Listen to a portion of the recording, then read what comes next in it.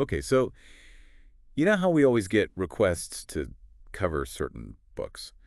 Well, one that's come up quite a bit lately is all about cunnilingus. Oh, yeah. Definitely a popular topic for sure. And for good reason. I mean, who doesn't want to be better at, giving and receiving pleasure? Absolutely. And, it's something that people are often maybe a little bit more enthusiastic about than actually skilled at. Yeah, totally. Yeah. Sometimes it's like more enthusiasm than know-how. Exactly. And the book that listeners have flagged is called Eight Oral Sex Games for Ultimate Fun and Pleasure.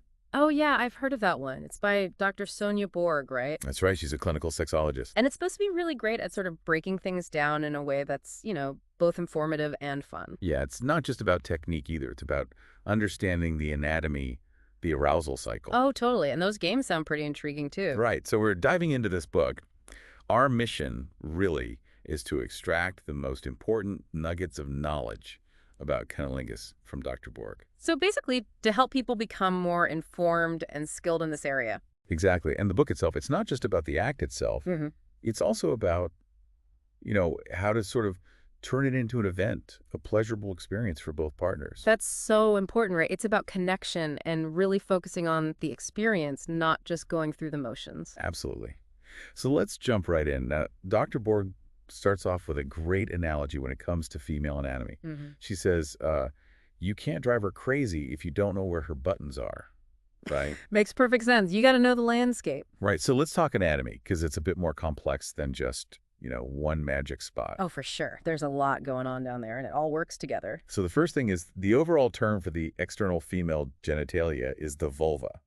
Right. That's kind of the umbrella term for everything we're talking about. And then at the very top, you have the mons veneris, Yeah. which is that soft, fatty area above the pubic bone. And it's definitely sensitive to touch and can be part of arousal, but Dr. Borg says it's, not usually going to cause an orgasm on its own. Right. So it's part of the journey, but not necessarily the destination. Exactly, more like a starting point. Then we have the labia, which are the lips. Right. And there are actually two sets, the labia majora and the labia minora. So the majora, those are the outer lips, and they provide some sensitivity and also act as protection. Yeah, kind of like a protective barrier. And Dr. Borg mentions that sometimes if women remove pubic hair, they might find that area to be more sensitive. Interesting. And then the labia minora, those are the inner lips. Yeah. And those are much more sensitive than the outer lips. And they actually change color and get engorged with blood during arousal. It's like they become more prominent and a focal point. Okay. And now for what many consider the star of the show, the clitoris. The clitoris, yeah. That's where the magic happens for most women. Dr. Borg emphasizes that it's actually the only organ in the human body solely designed for pleasure. Wow. That's pretty amazing when you think about it. An organ just for pleasure. And the number of nerve endings is mind-blowing. It has something like 8,000 nerve endings in the clitoris itself. 8,000. Yeah. That's incredible. No wonder it's so sensitive. Right. And it's part of a network of about 15,000 nerve endings in the whole pelvic region. So it's like a super highway of pleasure sensations. And that's why for most women, orgasm is almost always clitoral. Yeah, it's the epicenter of female pleasure. Dr. Borg even includes some slang terms for the clitoris, like the little girl on the boat or the bean. I've heard magic button and pearl, too. It's funny how many nicknames there are. And it's important to remember that the clitoris, it's not just the little nub you see. There's more to it than that. Right. It's actually got different parts and extends further than what's visible. So there's the clitoral hood, which is that kind of protective covering for the glands. Which is the most sensitive part, right? Exactly. And the glands is what most people think of as the clitoris. That's where most of those nerve endings are concentrated. Okay, so direct stimulation of the glands is key. Right. And then there's the crura, which are like internal extensions of the clitoris. Oh, wow. So it's like it has wings. Yeah, they're kind of like wings that form a V shape internally. That's so cool. I never knew that. And they're also the vestibular bulbs, which are erectile tissues that swell during arousal. So they contribute to that overall feeling of fullness. Exactly. And then there's a spot that's often overlooked, the front commissure. And where's that exactly? It's just above the clitoral shaft where it kind of meets the hood, and it's supposed to be very sensitive. Oh, wow. I'll have to remember that one. And then moving down, we have the fourchette, which is that little folded tissue at the bottom of the labia. Okay, so that's like the very bottom of the lips. Right. And then internally, there's the vagina, which is that elastic canal that expands and lubricates when aroused. Right, and that's where penetration happens. Exactly. And this is a good time for one of Dr. Borg's secus facts. Did you know that the word cunnilingus itself comes from Latin? I didn't actually. That's interesting. Yeah, cunis means vulva, and lingua means tongue. So it literally means vulva licking. Oh, wow. That's so literal. Right. Okay, and she briefly mentions the cervix, which is the lower part of the uterus, and apparently cervical orgasms are possible. Oh, I've heard of those, but they seem pretty rare. Yeah, she says they're less common and usually involve deep penetration. And then there's the famous G-spot. The G spot. Yeah. Yeah, that's gotten so much attention over the years. It's that area on the front wall of the vagina. But Dr. Borg points out that experiences with the G-spot are really variable among women. Yeah, some women swear by it and others say they don't feel anything. Exactly. It's definitely not a universal experience. So it's not something to get too hung up on. Right. Focus on what feels good for your partner. And she also talks about the urethra and the U-spot. The U spot. What's that? It's the area around the urethra, and it can be quite sensitive for some women. Interesting. So that's another spot that might not always get direct attention. Right. Worth exploring for Yeah. sure. And then there are the Bartholin's and Skene's glands. And those are responsible for lubrication. Exactly. So Yeah. very important for comfort and pleasure. And Dr. Borg even includes the anus as an erogenous zone for some women. Wow, yeah, definitely can be for some people. And this brings us to another one of Dr. Borg's sex facts. She emphasizes not comparing vulvas to what you see in porn. Yeah, that's so porn is not real life. Right, those are often surgically altered and not representative of the natural diversity of vulva. Exactly. Every vulva is unique and beautiful in its own way. Absolutely. So Yeah. appreciate the natural beauty.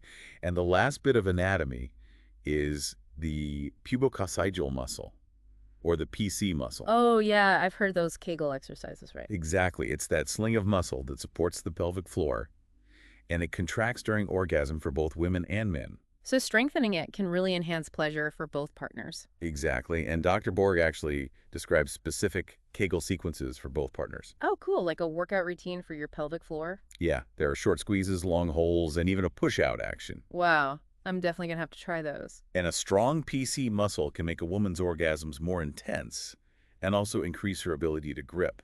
And for the person performing cunnilingus, those contractions can be really pleasurable. Right, so it's a win-win for both partners. Totally makes sense. Okay, so now that we have a better understanding of the anatomy, let's talk about the sexual response cycle. Because knowing how arousal unfolds is just as important as knowing the parts. Yeah, it's not just about going straight for the clitoris. It's about understanding the journey. Right, and Dr. Borg outlines the general stages, but she stresses that every woman is different, and even her mood can affect things. Yeah, there's no one-size-fits-all approach. It's more like an art form. Exactly. She actually calls it the art of lovemaking. Mm-hmm. And she also gives a whole list of erogenous zones beyond the genitals. Oh, yeah, like what kind of things? Things like the neck, ears, breasts, thighs, even the backs of the knees and the collarbone.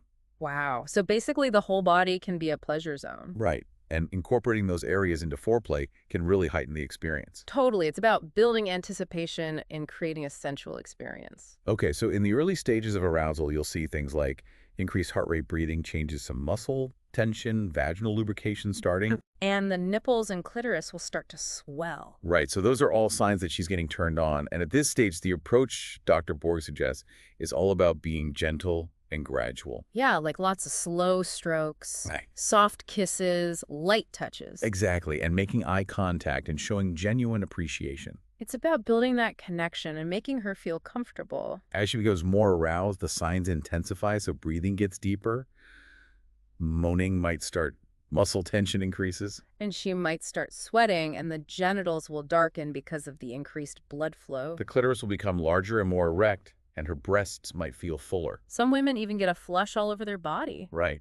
And at this stage, Dr. Borg says to start incorporating rhythm and patterns of touch. Yeah, and start applying a bit more pressure, maybe increase the pace a little bit. And definitely start incorporating direct clitoral contact, whether with fingers, lips, or tongue. And sucking motions too, right? Yes, and creating those gaps, those moments of stopping and starting to build anticipation. Oh yeah, that can drive someone wild. And it's important to stay present and really pay attention to her reactions. Reading her body language and responding to what feels good.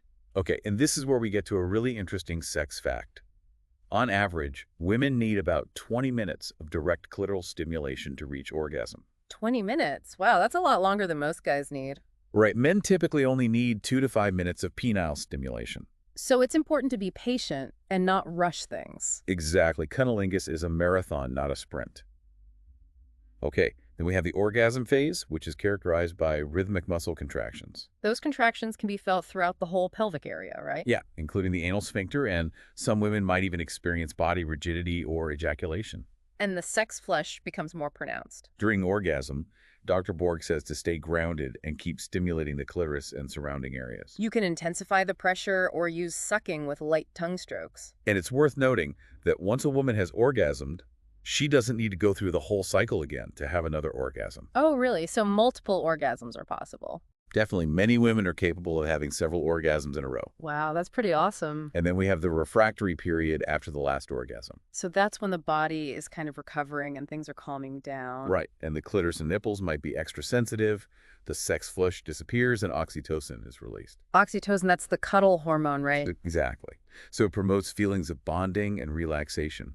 And during this phase, it's best to slow down or stop direct clitoral stimulation. Just be present, hold her, caress her, celebrate the experience. And we have one final sex odds fact for this section. According to Kinsey, almost any part of the body can be an erogenous zone for someone. Really? Like anywhere? Yeah, he documented women experiencing orgasm from things like earlobe nibbling or even eyebrow stroking. Wow, that's wild. It really shows that pleasure is so individual. Exactly. So be open to exploring and finding what works for your partner. Now, Dr. Borg gets really creative with a section called Games People Play, without their panties. Oh yeah, I was wondering about those games. It's all about turning cunnilingus into a more engaging and fun sex event. So it's not just an act, it's an experience. Exactly. And she outlined several games, including the masturbation cunnilingus game, the remote control cunnilingus game, the cunnilingus challenge game, and a few others. Okay, let's dive into some of those. How about we start with the masturbation cunnilingus game? That one sounds interesting. The premise is basically to learn what she likes by watching her masturbate and then using that knowledge in your cunnilingus technique. Oh, that's so smart. It takes out all the guesswork. Right. And the move section suggests asking her about her masturbation experiences and observing her technique. Like the strokes she uses, the pressure, the rhythm. Exactly. And Dr. Borg even suggests having her masturbate during other sexual activities so you can see what feels good in the moment. That's a great idea. It's like getting a live demonstration. And the scenario she gives is if you've had a sexual encounter where she didn't orgasm, instead of just moving on, you create an opportunity for her to show you what works. So you say something like, show me how you like to touch yourself. Right, and then when she's getting close, you gently take over. And the technique part is where it all comes together.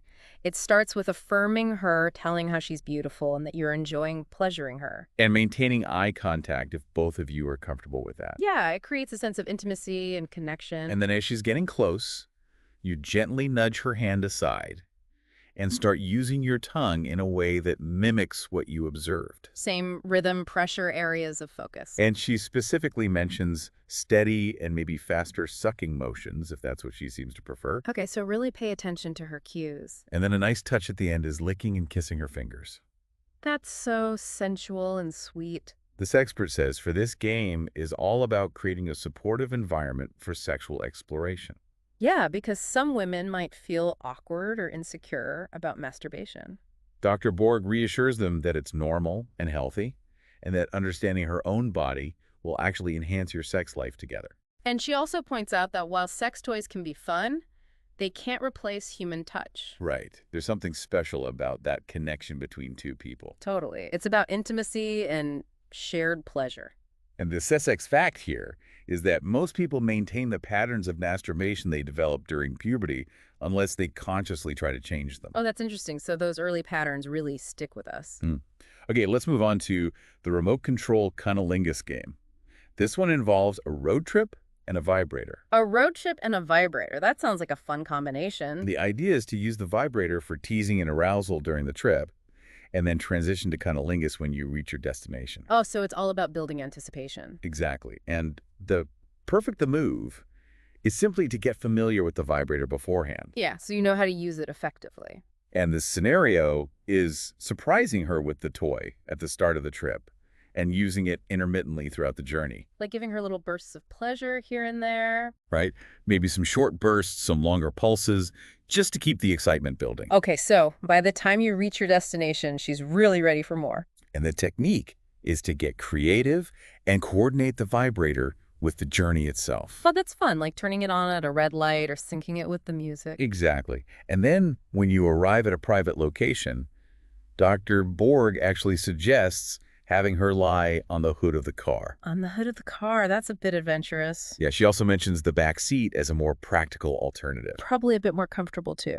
And the technique is to use the vibrator directly on her clitoris while also using your fingers to play in her vagina. So it's like a double whammy of pleasure. Right? And then you turn off the vibrator and shift your focus to her inner lips and clitoris with your tongue. Using gentle tapping and swirling motions. And eventually transitioning to more intense sucking and swirling until she orgasms. Okay, so it's a gradual buildup from teasing to direct stimulation. This expert says, for this game touches on the challenges of maintaining sexual frequency and avoiding boredom in long-term relationships. Yeah, those are definitely common issues. And this game is presented as a fun and creative way to address those issues. Totally, it spices things up and keeps the excitement alive. And we get two sex facts here. One is about the oral hygiene benefits of kissing. Well, that's always good to know. And the other is a historical tidbit about Cleopatra allegedly using a gourd filled with live bees as a vibrator. Wow, that's crazy. Makes our modern vibrators seem pretty tame. Absolutely puts things in perspective. Okay, let's talk about the Cunnilingus Challenge game. And what's the challenge in this one? This one is designed for women who find it difficult to reach orgasm. The challenge is to bring her to climax solely through oral pleasure. Oh, wow, that's a worthy challenge. And the move involves incorporating 24-hour foreplay in the week leading up to the challenge. 24-hour foreplay. So it's not just about the act itself, it's about building intimacy and desire over time. Exactly. And it also involves shifting your mindset from feeling pressure to give her an orgasm to simply focusing on giving her pleasure. Yeah, because ultimately she's the one who experiences the orgasm. And Dr. Borg suggests that if she doesn't already have one, you might consider getting her a vibrator. That's a good idea. It can help her explore her own body and learn what feels good. The scenario is a long sensual massage where you verbally affirm how much you enjoy pleasuring her orally. So it's about creating a relaxed and comfortable atmosphere. Exactly, and being honest and authentic, telling her how wonderful she looks, smells, and tastes. So it's about more than just the physical sensations. It's about making her feel desired and appreciated. And the technique is all about being patient and gradual, starting with gentle kisses on her mons labia and clitoris. Then moving to light sucking kisses on the clitoral shaft. And then using your tongue starting softly, and then becoming more pointed following the same path. And then light clitoral sucking and swirling and using your tongue in back and forth motions on the head of the clitoris. And if she's not close to orgasm after a while, Dr. Borg suggests incorporating the vibrator and alternating between your mouth and the vibrator. So it's okay to use tools if needed. Right. It's about finding what works for her.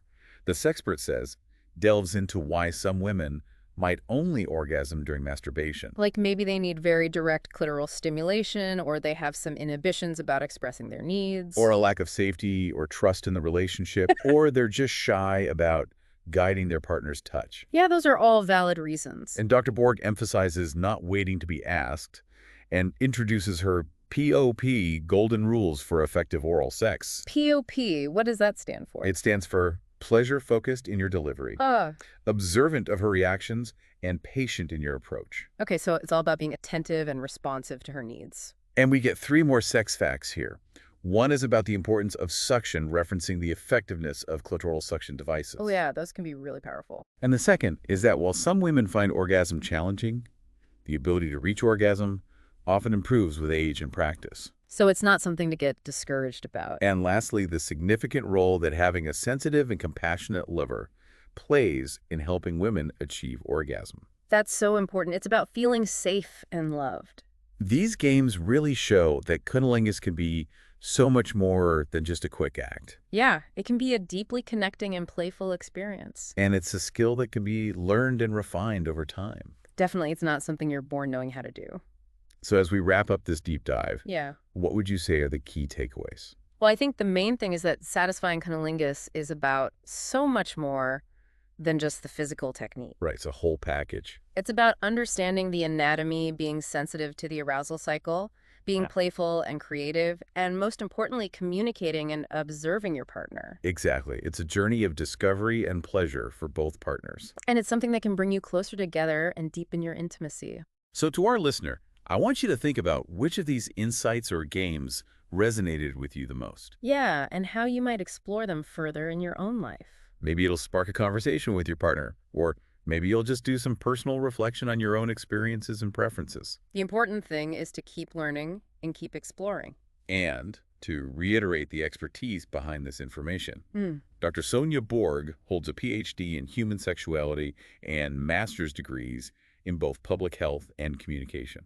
So she really knows her stuff. Absolutely. Her book is a great starting point for anyone who wants to deepen their understanding and enhance their skills in this area. I highly recommend checking it out. Thanks for joining us on this deep dive. It's been a pleasure. Until next time, keep learning and keep exploring. Have fun.